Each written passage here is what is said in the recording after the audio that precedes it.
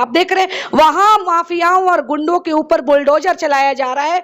गुंडे और अपराधी जेल से भी निकलने को तैयार नहीं है, अपने छुपने का आशियाना ढूंढ रहे हैं, कहीं माफियाओं के लिस्ट में उनका नाम ना आ जाए, इस बात से वो डरे और सहमे फिर रहे हैं। तो ये होता है सुशासन की सरकार।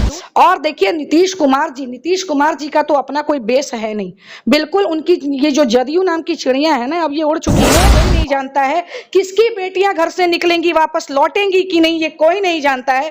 किसका बेटा घर से निकलेगा उस गोली का शिकार हो जाएगा, ये कोई नहीं जानता। क्योंकि हम सबका साथ, सबका विकास, सबका विश्वास और सबके प्रयास की राजनीति करते हैं, हम इस तरह के भ्रष्टाचार की राजनीति नहीं करते। देखिए क्या हो रहा है, जब छात्र सवाल करता है तो जेल में जाता है, आप जैसे पत्रकार नौजवान सवाल करते हैं तो जेल में जाते हैं, जब शिक्षक सवाल करता है तो उनके ऊपर नए कानून ला दिए जाते हैं, लाठियां बरसाई जाती है।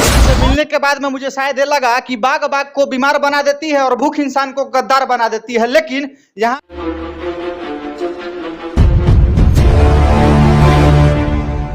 नमस्कार, मैं मनीष कुशवाहा, आप देख रहे हैं महादीपकली न्यूज।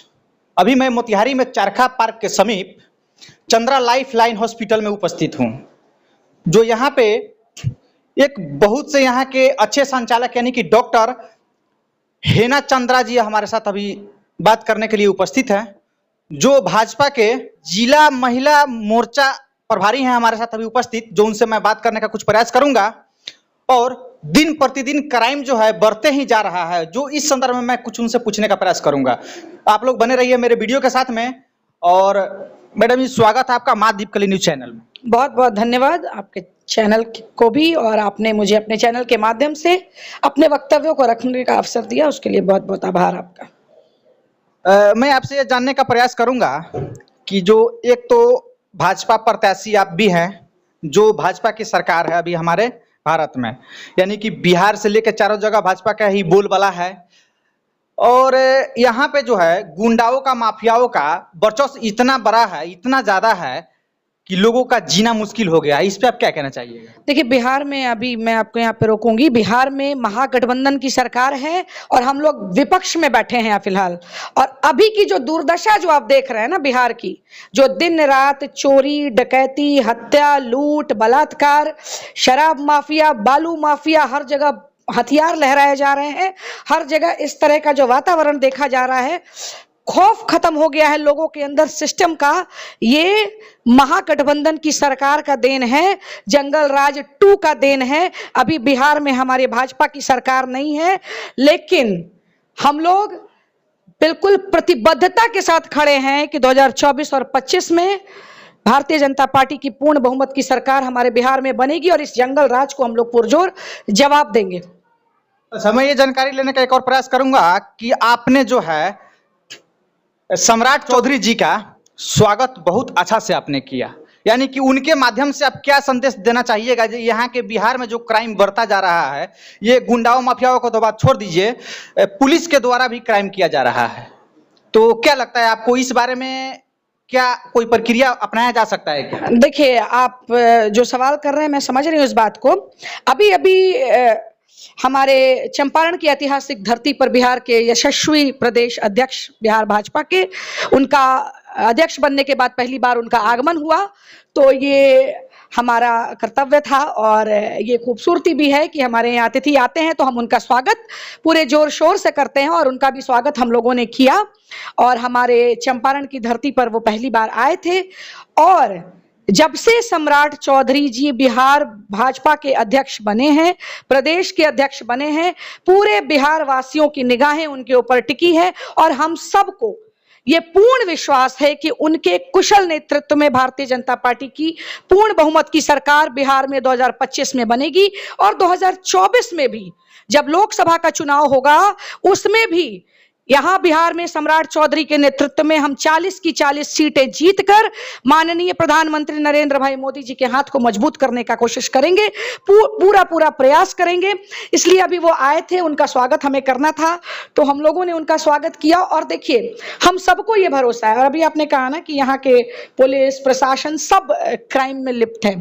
समस्या ये है ना कि जब सरकार इस महागठबंधन की जब से आई है, अगस्त से आई है ना, अभी बनी है, तब से क्राइम का ग्राफ आप लोग देख रहे होंगे, हर दिन उस ग्राफ में एक्सपोनेंशियल राइज हो रहा है। वो कितना बढ़ रहा है पता नहीं है, कब कहां किसको मार दिया जाएगा, किसकी गोली पे किसके ऊपर उस गोली पर निशाना लगने जा रहा है ये कोई नहीं जानता है। किसकी बेटियां घर से निकलेंगी वापस लौटेंगी कि नहीं ये कोई नहीं जानता है। किसका बेटा घर से निकलेगा उस गोली का शिकार हो जाएगा ये कोई नहीं जानता है। बालू माफिया बिल्कुल नंगा नृत्य कर रहे हैं। शराब मैं आपको रोकने का प्रयास करूंगा बीच में। मैं ये पूछने के लिए आपको रोकने का प्रयास किया हूं कि आपने बोला कि 40 के 40 सीट हम लोग लाके, यानी कि भाजपा के भाई नरेंद्र मोदी जी का हाथ मजबूत करेंगे, लेकिन सिर्फ आप लोग अपने हाथ को मजबूत करने का ही प्रयास कीजिएगा या कि जनता के लिए कुछ करने का प्रयास कीजिएगा? बिल्कुल नहीं, ये भ्रष्टाचार पे कड़ा निशाना हम लोगों का है। हम लोग भ्रष्टाचार मुक्त हमारा समाज बनेगा। अभी अभी आप देख रहे हैं यूपी मॉडल, आपने देखा यूपी की सरकार को यूपी मॉडल कहा जाता है। आप देख रहे हैं वहां माफियाओं और गुंडों के ऊपर बुलडोजर चलाया जा रहा है। गुंडे और अपराधी जेल से भी निकलने को तैयार नहीं है, अपने छुपने का आशियाना ढूंढ रहे हैं, कहीं माफियाओं के लिस्ट में उनका नाम ना आ जाए, इस बात से वो डरे और सहमे फिर रहे हैं। तो ये होता है सुशासन की सरकार। ये झूठ मूठ का जो विकास पुरुष का तगमा लगा के चल रहे हैं ना, अभी अभी प्रदेश अध्यक्ष जी ने कहा था विकास ही नहीं हुआ बिहार में, तो कौन सा पुरुष, तो ये बिल्कुल सही कहा था उन्होंने। और ऐसा नहीं है, भारतीय जनता पार्टी की सरकार जहां है वहां काम क्या हो रहा है ये आप भी देख रहे हैं। और देखिए नीतीश कुमार जी का तो अपना कोई बेस है नहीं, बिल्कुल उनकी ये जो जदयू नाम की चिड़िया है ना अब ये उड़ चुकी है और अब कुछ नहीं होने जा रहा है। उनका बिल्कुल सफाया बिहार से हो चुका है। और आप कह रहे हैं काम करेंगे या नहीं, काम क्या होगा ये आप देखेंगे जब भारतीय जनता पार्टी की पूर्ण बहुमत की सरकार यहां बनेगी, जिस प्रकार हमारे यूपी में है, जिस प्रकार हमारे केंद्र में है। और काम हो रहा है। आज देखिए 300 करोड़ का बजट बिहार में ये नहीं पूरा हो पाता है, लेकिन उससे 13 गुना ज्यादा बजट हमारे उत्तर प्रदेश जो 200 किलोमीटर की दूरी पर है हमारे बिहार से, वहां का आप देखिए कि कितनी संख्या में एयरपोर्ट्स बन रहे हैं, क्या डेवलपमेंट हो रहा है, कितना निवेश हो रहा है। लेकिन हमारे बिहार में 2 एयरपोर्ट भी नहीं बन पा रहे हैं ठीक से। स्थितियां इतनी विपरीत है। और खैर भ्रष्टाचार, वहां पे तो भ्रष्टाचार की बात छोड़ दीजिए, वहां पे विश्वविद्यालय का भी मतलब शिलान्यास लिया गया है। यहाँ पे बिहार में देखिए कि जातीय जनगणना में सरकार लगी हुई है। तो मेरे हिसाब से जो है जैसे आपने कहा उस हिसाब से मुझे लगता है कि नीतीश कुमार के साथ जितने भी मंत्री लोग जुड़े हुए हैं, जो माफिया लोग हैं, बहुत चर्चित गुंडे लोग हैं, उन लोगों को इस्तीफा दे देना चाहिए। देखिए नीतीश कुमार की सरकार में और नीतीश कुमार और महागठबंधन की सरकार में आपने स्वयं बोला कि कितने मंत्री जो हैं गुंडे और माफिया हैं, वो लोग बिल्कुल आश्वस्त। स्वयं नहीं बोल रहा हूँ, क्योंकि यहाँ का नहीं बोल रहे हैं, ये सब ये लोग देख रहे हैं और ये सबको पता है। आप नहीं बोल रहे हैं, आप तो एक न्यूज वाले हैं, आप तो न्यूज रिपोर्टिंग कर रहे हैं, आप ग्राउंड रिपोर्टिंग कर रहे हैं, आपको भी ये बात पूरी तरह से पता है, जिस तरह पब्लिक जान रही है। गुंडे और माफियाओं का राज है, उन्हें टिकट दिया जा रहा है, वो लोग आज मंत्री पद पर सुशोभित हैं, तो उन लोग इस बात से पूरी तरह आश्वस्त हैं कि अब सैया भय कोतवाल तो डर काहे का। उनको तो ये हो गया है ना कि जब हमारे लोग ही हमें संरक्षण दे रहे हैं, भ्रष्टाचार को बढ़ावा दे रहे हैं पूरी तरह से। जंगल राज 90 के दशक में हम लोग जब छोटे थे तो हम लोगों ने देखा है, हम लोगों ने जहानाबाद में देखा है कि चुन चुनकर किस तरह लोगों को मारा जाता था। हमने देखा है, हमारे परिवार के लोग मारे गए हैं उसमें, मैंने देखा है इस चीज को, मैं भुक्तभोगी हूं। मैं इस चीज को बहुत ही तेज स्वर में बोल रही हूँ क्योंकि मैं भुक्तभोगी हूँ। हमारे परिवार के लोगों को उसमें मारा गया और लोग मारे गए, उस जंगल राज को भी हमने देखा है और आज उसी का दूसरा कॉपी हमें देखने को मिल रहा है। आज फिर से जंगल राज 2 के नाम से ये वापस लौट के आ गया है। लोगों की उम्मीद भरी निगाहें जो तेजस्वी पर थी, आज देखिए क्या हो रहा है। जब छात्र सवाल करता है तो जेल में जाता है, आप जैसे पत्रकार नौजवान सवाल करते हैं तो जेल में जाते हैं, जब शिक्षक सवाल करता है तो उनके ऊपर नए कानून ला दिए जाते हैं, लाठियां बरसाई जाती है और डरते हैं लोग। आज भी जब रामनवमी के जुलूस पर जब पत्थर बरसाया जाता है तो कितनों को इतनी हिम्मत थी कि जाके ग्राउंड पे रिपोर्टिंग करें, नहीं कर पाए लोग क्योंकि डरते हैं। ये डर सता रहा है, करें तो क्या करें, उनके भी घर है, परिवार है, किसे क्या किस आरोप में जेल में डाल देंगे उनको नहीं पता है। इसलिए आज मीडिया पर्सन भी जब ऐसे ऐसे पत्रकारों को जेल में रासुका लगा के डाल दिया जा रहा है तो फिर क्या किया जा सकता है, आप देखिए। और इस सरकार को हटना बहुत जरूरी है। 2024 और 25 में अगर जनता जागरूक नहीं हुई तो बिहार का स्थिति और बद से बदतर होगा। यहाँ तो खुद तेज प्रताप यादव और तेजस्वी माननीय, यानी कि जो भी हो, हम उनको बोधित नहीं करना चाहेंगे क्योंकि उस पोस्ट के लायक वो है नहीं।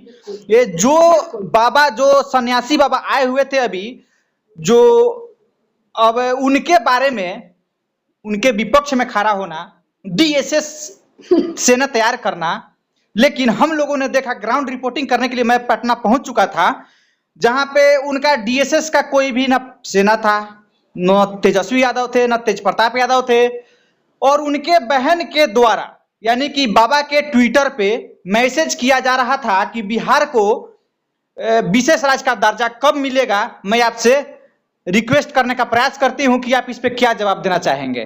तो आप यदि बताइए, जिनका भाई विरोध करे और उनकी बहन सहायता मांगे, तो इस पे आप क्या कुछ संबोधित करना चाहिए? मैं क्या संबोधित करूंगी? देखिए ना, उन लोगों की मानसिकता को दर्शाता है कि कैसी मानसिकता है। घर और परिवार में भी एकता नहीं है। उन लोगों ने वैसे देश को तो नहीं देखा, बिहार को नहीं देखा, परिवार को ही आगे बढ़ाते चले आए। स्थितियां ऐसी है कि एक बेटा जो है खुल के डीएसएस आर्मी बना रहा है, लेकिन जब ग्राउंड पे उतरने की बात आई, एयरपोर्ट पे जब आए धीरेन्द्र शास्त्री जी, तो सारी डीएसएस की आर्मी, जितने हरे टिड्डे मौजूद थे, सारे गायब हो गए। किसी का पता नहीं है कौन कहां था। ये विरोध करना है लाइमलाइट में आने के लिए, अपना टीआरपी बढ़ाने के लिए, तो आप अपनी तुष्टीकरण की राजनीति के लिए, राजनीतिक रोटियां सेकने के लिए इतना गिर जाएंगे कि किसी संत के ऊपर इस तरह का प्रहार करेंगे, उनके ऊपर कालिख पोतेंगे। आपको समझ में आ रहा है आप कर क्या रहे हैं? कहीं ना कहीं आप धर्म और आस्था वाले लोगों के ऊपर, उनकी आस्था पे आपने प्रहार किया है।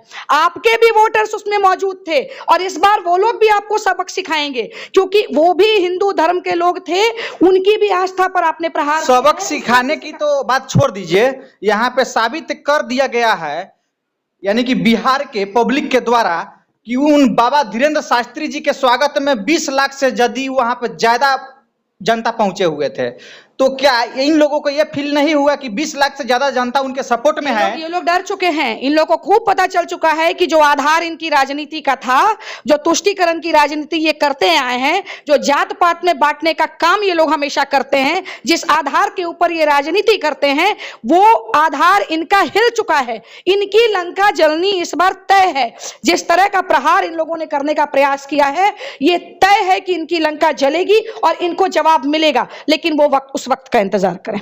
अच्छा, एक चीज और जानने का मैं प्रयास करूंगा कि जहां पे बाबा बागेश्वर धाम के यानी कि आए हुए थे धीरेन्द्र शास्त्री जी महाराज, वहां पे डॉक्टर भीमराव अंबेडकर का मूर्ति तोड़ दिया गया। इसके बारे में कुछ आप जरूर अपने मुखार बिंदु से बोलिए कि क्या आपको लगता है, तोड़ने का क्या रीजन हो सकता है? ये लोगों की मंशा हो सकती है, उन्हें बदनाम करने की, भी राजनीतिक तौर पे देखा। बिल्कुल। देखिए, वो जैसे ही उनके आने की बातें हुई, ये लोग राजनीति करना शुरू कर दिए। हर जगह राजनीति नहीं होती। यहाँ पे धर्म और आस्था का बात था, यहाँ पर राजनीतिक रोटियां नहीं सेकनी चाहिए थी, लेकिन यहाँ भी वो नहीं चूके। यहाँ भी उन्होंने राजनीति करने का प्रयास किया और खुद ही इनके ही लोग हैं जो उस तरह से तोड़ करके और लोगों के आस्था के ऊपर प्रहार करने का ये लोग कोशिश कर रहे थे और कहीं ना कहीं लोगों को बदनाम करने की कोशिश कर रहे थे।